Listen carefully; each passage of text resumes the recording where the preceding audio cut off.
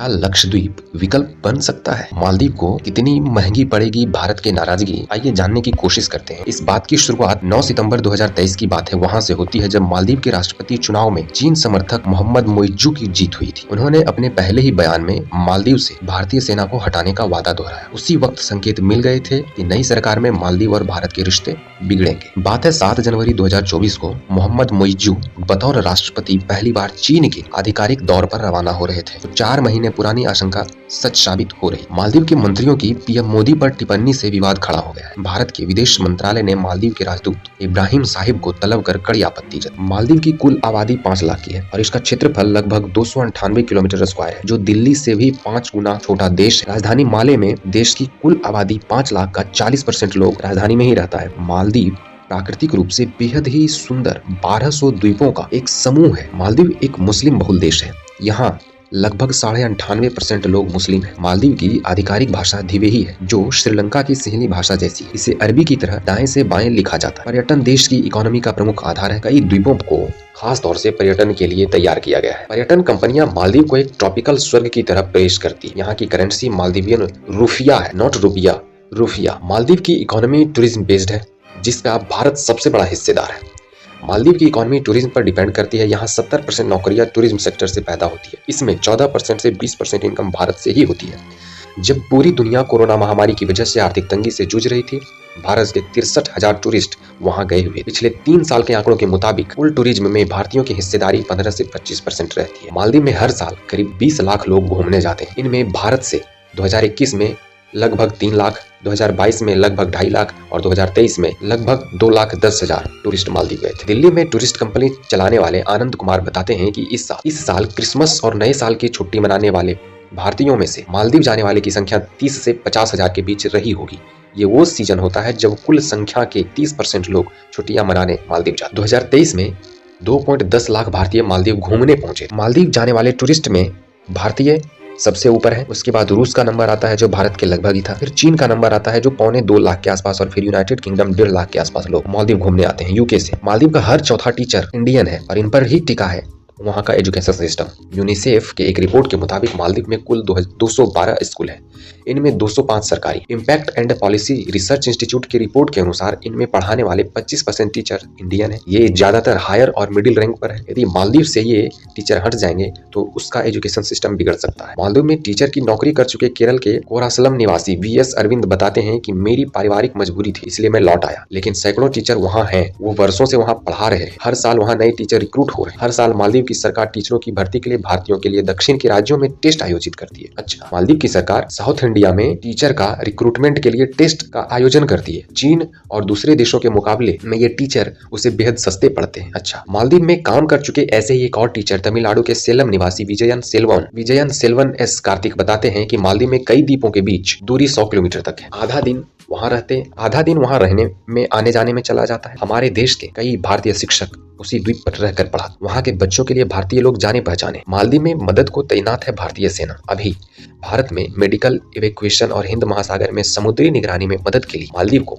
2 helicopter और 1 Dornier विमान दान में दिया। इस समय मालदीव में तैनात 75 भारतीय सैनिकों में से अधिकांश विमान के रखरखाव और ऑपरेट कर। भारतीय सेना लंबे समय से मालदीव में है। ऑस्ट्रेलिया में नेशनल सिक्योरिटी कॉलेज में senior research fellow doctor David Brewster कहते हैं कि भारतीय सैनिक मालदीव नेशनल डिफेंस फोर्स के तहत काम करते हैं। उनका मुख्य काम 1 विमान और 2 हेलीकॉप्टरों को छोटे द्वीपों से मरीजों को इलाज के लिए अस्पतालों तक पहुंचाने में इस्तेमाल करने के लिए सहयोग देना है। मालदीव को 40 सालों से डिफेंस इक्विपमेंट दे रहा है भारत, है ना। 1992 में बख्तरबंद लड़ाकू विमान की संख्या 4 था, जो इंडिया ने मालदीव को दिया, जबकि 2006 में CGS हुरावी, ये समुद्र में गश्ती पोत है, 1 दिया गया था। और 1 ध्रुव हेलीकॉप्टर 2010 में दिया गया, 1 ध्रुव हेलीकॉप्टर 2013 में दिया गया और 1 CGS कामियाबो फास्ट इंटरसेप्टर बोट था, जो 2019 में दिया गया।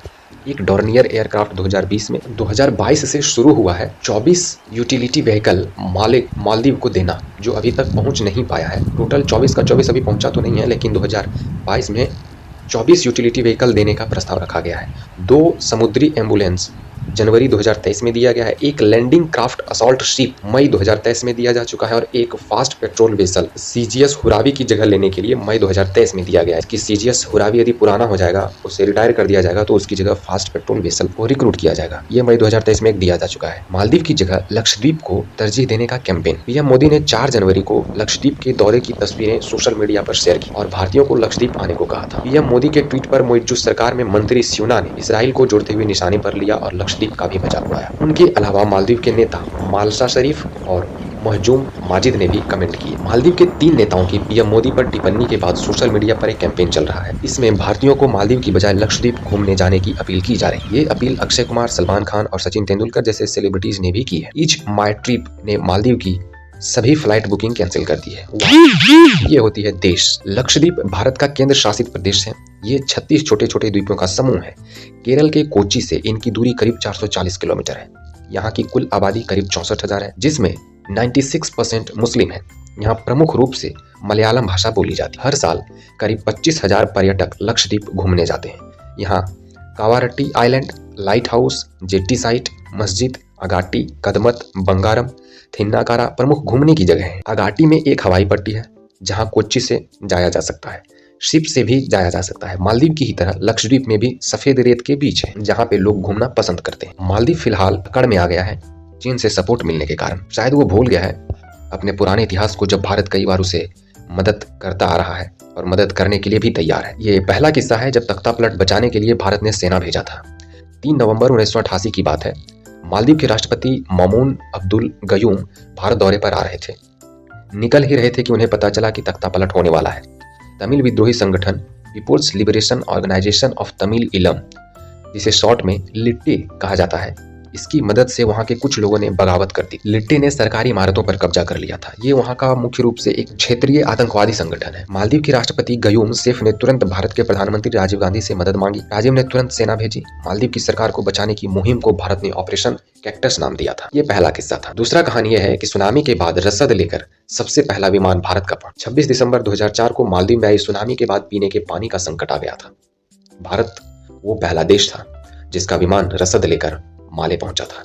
इसके बाद भी कई सालों तक मालदीव उजड़ा हुआ था, जिसे संवारे में भारत ने दिल खोलकर मदद की। जुलाई 2007 में फिर आए तूफान से मालदीव को बड़ा धक्का लगा था। तब भी भारत वो देश था जिसने सबसे पहले 10 करोड़ की तुरंत आर्थिक मदद की थी।